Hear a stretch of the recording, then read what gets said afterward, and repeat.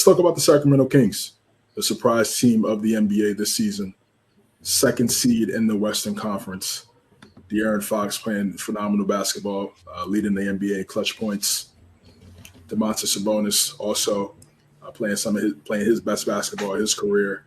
He's also up there when you talk about walking triple doubles with Jokic.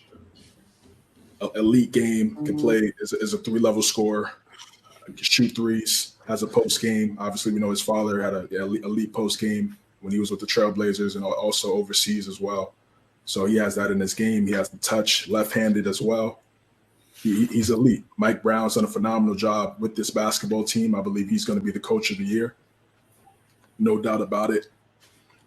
There are some good candidates out there, but what he's been able to do in his first season with the Sacramento Kings has been sensational. So I'll start with Nick. Go right back with Nick. What's your thoughts on this Sacramento team, and could they be a sleeper and really knock one of these teams that we deem so elite because they have one or two special players, and we're like, oh, they got those two guys, but the Kings also have two special players also. So yeah, what's your thoughts on this Kings, and can they make a playoff push in their first time in the playoffs in a very long time? This has been a phenomenal season for Sacramento. I think the city should be happy. It's back to winning. This is the first winning season in, I think I want to say 15 years. So this is big for them. Like you mentioned, CJ, Mike Brown has done a hell of a job, which I expected it. Well, actually, I'll take that back. I expected him to help change the team around and change the franchise around, but I didn't expect them to have this much success. So definitely kudos to him. De'Aaron Fox, to many, looks like an MVP type candidate. Domantas Sabonis. I know after the trade last year when they traded away Tyrese Halliburton to Indiana, I know a lot of people weren't really high on the trade, but I was telling people give it some time. Sabonis is a very versatile player. He can score, he can pass, he can rebound. He may not be in the same conversation in magnitude as like a Embiid or Jokic or what have you, but he can still produce at a very high level, and we are definitely seeing that throughout the course of the season. Then, of course, they have a great supporting cast. Keegan Murray is playing exceptional basketball, and then the rest of the guys, you got Harrison Barnes, who is one of their veterans for the team. Kevin Huerter, Malik Monk, the list goes on and on. So, what's their ceiling as far as for the playoffs this year? I think they can make a push now. If they do play Golden State, that will be a concern for me. I might give the edge to Golden State just because of the experience, but I wouldn't sleep on Sacramento, honestly. I definitely think that they could push that series to about 5 or 6 games now if they do play anybody else. Like, for instance, who else is in the conversation? OKC's in that conversation as well. I believe Utah's in there as well. I do think that they have some good chances against those teams, especially Utah, in my opinion. So the Kings, this isn't a fluke. This is legit. And if you have been watching the games, you see the ball movement, you see the communication, you see their defense. They're one of the I don't know if they're ranked one of the top defenses in the NBA, but they definitely play high on that end. Especially when you're coached by Mike Brown, who does preach defense, who is more of a defensive oriented coach. So we definitely see the effort that they bring on that end. But as far as for the postseason, I would love to see them go on. I don't know a deep run, but if they make it out of the first round and get into the second round, that would be very exciting to see.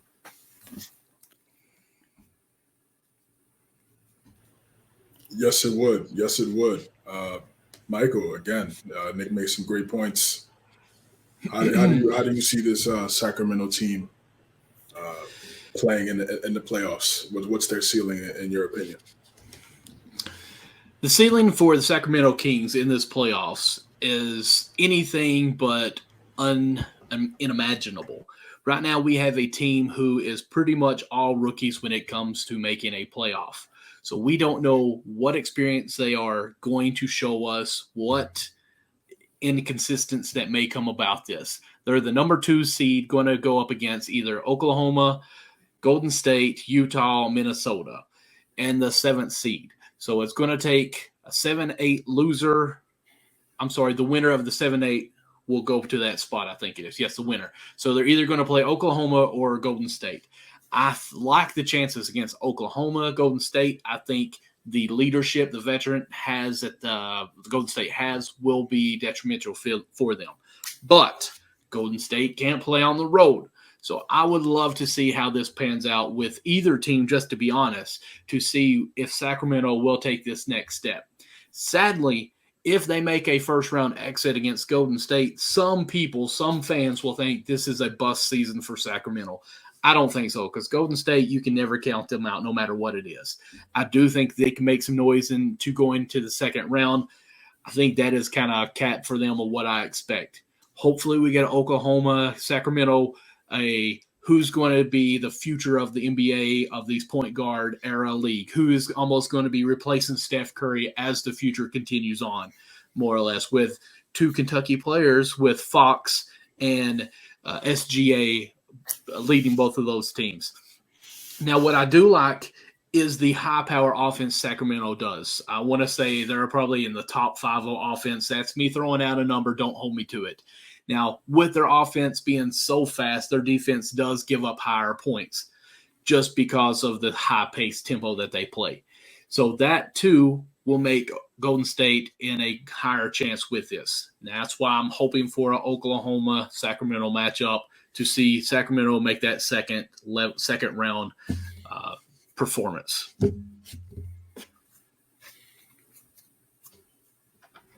How's that sound? Is that good enough? Sorry. I'm done. I'm sorry. You still got me on the big camera. I was trying to be sweet and go straight to it and not mutter too much extra. That's perfect, man. Sacramento is really the Cinderella team of the whole season that everyone wants to get behind and see do good this year, especially playoff time.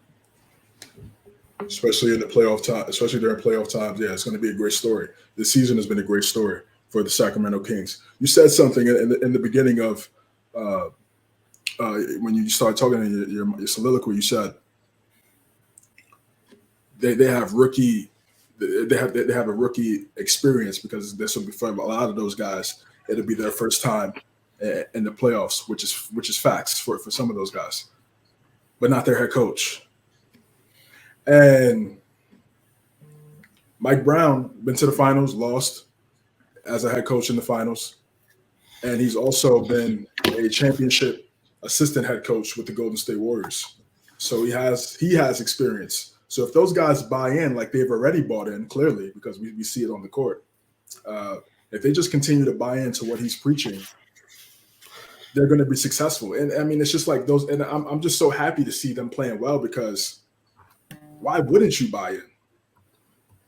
You know, like what would be stopped? I mean, this would be the most successful coach most of these players have had in their career. Definitely for Fox, no question about it. So when you see the best players on the team follow the head coach and follow his mindset and follow what he brings to the table, everybody else is just going to continue to do the same thing. And I think it's perfect. They're playing great basketball. They have a great pace. What Fox has been able to do in the clutch when the game gets close, the key thing that I'm a fan of with Sacramento is both of their best players, Sabonis and Fox, they got better every single year. You know, a lot of times, and Markelle Fultz is a prime example of this as well. A lot of times what we do is we see 1 or 2 years for a player and we say, oh, that's what they're going to be for the rest of their career. For the next decade, they're just going to be this player right here. That's it. They're not going to get better. They're not going to improve. They're just going to be, this is it. This is what we see. Their second year in the league. We already got it. We know it already. Wow. Terrible. Lazy analysis. When in your real life, that you don't think like that. So I don't know why we do that for basketball. But they've gotten better every single season. Every single season. We talked about Fox's ability to space the floor being an issue early in his career. He's completely eliminated that narrative now. It's over. You know, he could get to his spots in the mid-range. He's mastered that mid-range, which is so beautiful. Because that mid-range is always open. When you come off that screen, it's always there. Literally, that's literally the NBA. The mid-range is wide open because, again, these defenses, these analytic guys tell them not to worry about it. So if you master that part of the game, you're set. And once you do that, you get to your spots. And that's exactly what he's developed. He's developed ways to get to his spots on the court. And that's why he's successful. Plus, he's a lefty as well. So he has that specialty, and guys are just not used to guarding that on a nightly basis. Same thing for Sabonis. They're just not used to guarding that. And it is a factor. So I've just been so impressed with both of those players and what they've been able to do for that city, for that franchise. And they're not going anywhere. They're here to stay for sure because both of those guys are extremely young. Criticisms. Same thing that what I said about the Nuggets and Jokic's inability to protect the rim at an elite level because of the circumstances. I have those same I have the same opinion also with Sabonis. Sabonis, he's also athletic as well, but they have him at the 5. He's really, to me, really a power forward, but he's playing that 5 ball. And then their backup 5 is Trey Lyles at times, who's also a smaller, really power forward type player, small ball 5. So if they go up against a team with some size, I could see them struggling, like Denver. Denver could give them, because Jokic is he would have the size, and that'd be a good matchup for them because both centers aren't really that great defensively. That'd be a great chess match, and it'd be a high offensive series for sure.